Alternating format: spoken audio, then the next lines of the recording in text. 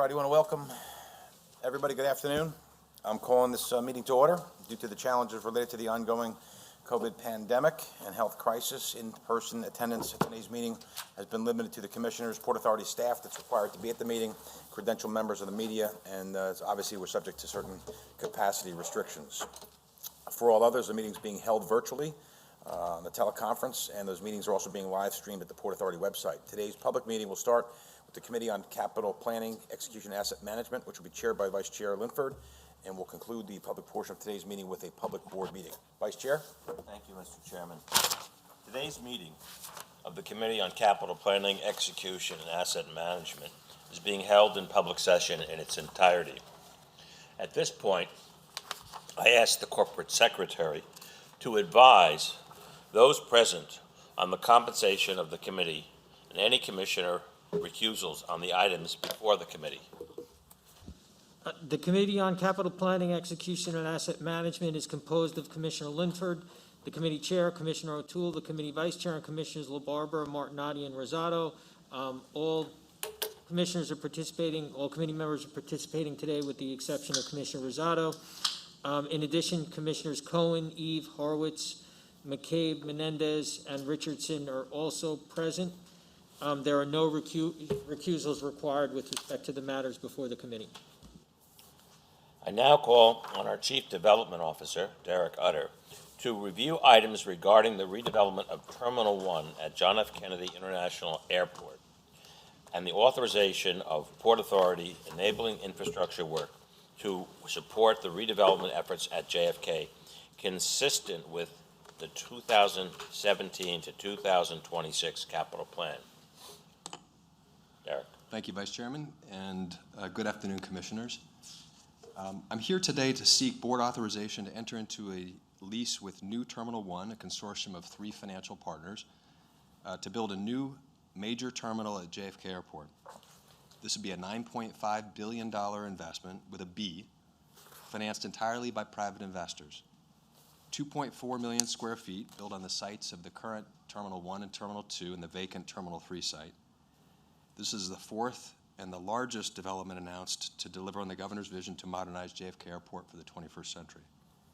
You may recall on this particular transaction, in November of 2019, the board authorized a lease agreement to proceed with the New Terminal 1. However, just prior to financial close and the start of construction in 2020, COVID-19 hit and derailed the deal we had negotiated. So we have now restructured that agreement through extensive negotiations, and critically, this preserves significant private investment in the airport. So how did COVID derail the prior deal? First of all, it is important to take a step back. The terminal operators collect fees from the airlines and generate concession revenue entirely based on passenger traffic. So therefore, lower traffic and uncertainty over the timing of the recovery impacted their revenue projections. And second, given the fixed lease end date, which was 2050, a delay in the project made it infeasible to recover the private investment needed to build the new terminal. So a natural consequence of this delay, cost escalation, inflation, and a phased build-out, which I'll talk about in a second, added to the project cost. So through extensive negotiations, which centered around 4 areas, we were able to pull this project back together. So first, phasing of the gates, subject to international traffic growth. Second, incremental flexibility in rental terms during the first 8 years of operation. I'll talk about that later. Third, an extension of the airport lease that we have with the city allowed us to provide that additional 10 years of lease term to the development team, all while preserving our aspiration to make Terminal 1 a top-rated terminal befitting New York as a global entry point to the United States. So just a few key highlights of the project. This is a 38-year lease term, 38-plus years lease term. The counterparties are 3 financial partners who form a special purpose vehicle to make this investment, led by the Carlyle Group, who is a 51% partner in the venture. They're a major global investment firm. Johnson Loop Capital, who will have 30%. They're a minority-owned investment firm. Importantly, and we'll talk about the minority and women-owned business components of this, but that's a key feature of this, really pushing the envelope. And Ulico, which is the Union Labor Life Insurance Company, which will have 19%, another key component of this project, which is labor investing in the deal. So the total project cost, as I said, is $9.5 billion, financed entirely by private investors. $7.2 billion of that is for design and construction, and $2.3 billion covers financial and other costs like interest during construction. So the Port Authority will invest in off-terminal infrastructure, the roads, parking structure, utilities, and airfield work, things outside of the terminal proper. And we're going to be using some component of our $2.9 billion commitment in our 10-year capital plan to help fund that. The financial terms of the transaction are that we, the Port Authority, will receive fixed rents from the terminal, plus 50% of the concession revenue, subject to a minimum annual guarantee per passenger. As noted earlier, the flexibility in rents, a key component of the deal. We allow a deferral of approximately a third of the fixed rent and the concession revenue portion during the first 8 years after opening of the terminal. That's the ramp-up period. But importantly, this rent is not lost to the Port Authority. It's simply not abated. It's simply deferred with interest, 7.5% interest, and it must be repaid in full by 2038. And during this period, if this were to happen, no dividends would be paid to the equity investors. Just a little more color on the terminal itself. As I said, excuse me, 2.4 million square feet, which is 250% larger than the current Terminal 1, which is just under 700,000 square feet. There are 23 gates, 22 wide-body, 1 narrow-body gate. The phasing of gates, which I'll mention in a little more detail on the next page.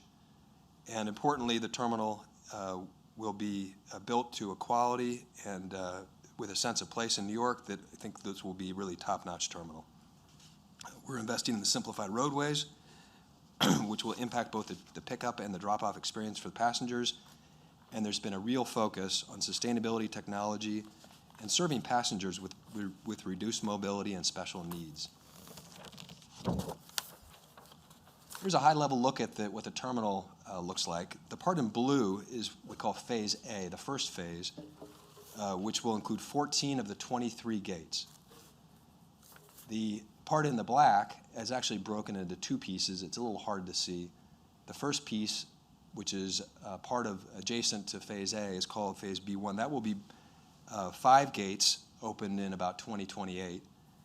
And then the last piece, the last segment of the concourse to the left, will be built to 4 gates close to 2030. Now, this is based on our guess about when passenger traffic comes back, but these are tied to international passenger growth. So just to look at what the new terminal will look like.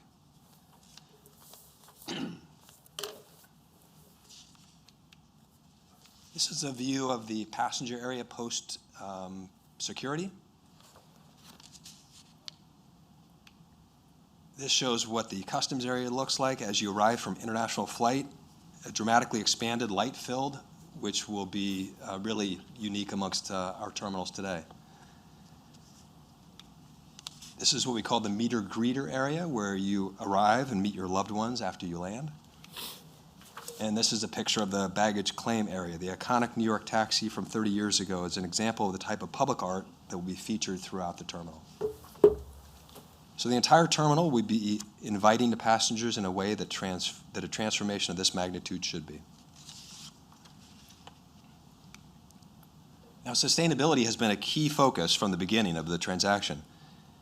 The new Terminal 1 team will apply industry-leading best practices, including on-site renewable energy generation, automated and optimized lighting and building controls, infrastructure that supports an all-electric ground support equipment, which is really important to reduce greenhouse gases. The old equipment's been diesel. We'll have aircraft de-icing fluid recovery, stormwater capture and reuse, and recycling of construction waste and materials. The new terminal will also emphasize the use of cutting-edge technologies, including touchless passenger journey and biometrics. You see self-service bag drop, self-service check-in, ubiquitous next-generation super-fast wireless systems, digital tools to enhance the customer experience, and the latest security technology at passenger screening. Importantly, we've also partnered with the community, and this has been a major part of the initiative. where we developed a partnership with the JFK Redevelopment Community Advisory Council, chaired by Congressman Gregory Meeks and Borough President Donovan Richards. This group is comprised of 42 local elected and community leaders. The new Terminal 1 team is committed to 30% MWBE target, not only for the project overall, but for each subset of activity: the design work, the construction work, the operations and maintenance phase, the financings. Each one has a sub-target of 30%. And we also work to maximize local business opportunities, both in Queens and the areas directly adjacent to the airport, for business opportunities and local hiring. The Advisory Council is focused on hiring, workforce development, K through 12 educational programs, and various environmental stewardship initiatives important to the community. So lastly, this project is expected to result in over 6,000 construction jobs, with a focus on local hiring, and over 10,000 jobs overall. So give you a sense of timing, today we're seeking board approval to enter into the lease with the new Terminal 1. By the end of the first quarter, early second quarter, we expect to reach financial close, and construction will start soon thereafter in mid-2022. First gates would open in about 4 years, so in 2026. That's the Phase A I spoke about in blue before. The second phase would open in 2028, and then all gates would be expected to be open around 2030. So to conclude, today we're requesting the board provide authorization for 2 actions. First, to enter into a lease with the new Terminal 1 to finance, build, operate, and maintain a new Terminal 1 at JFK Airport.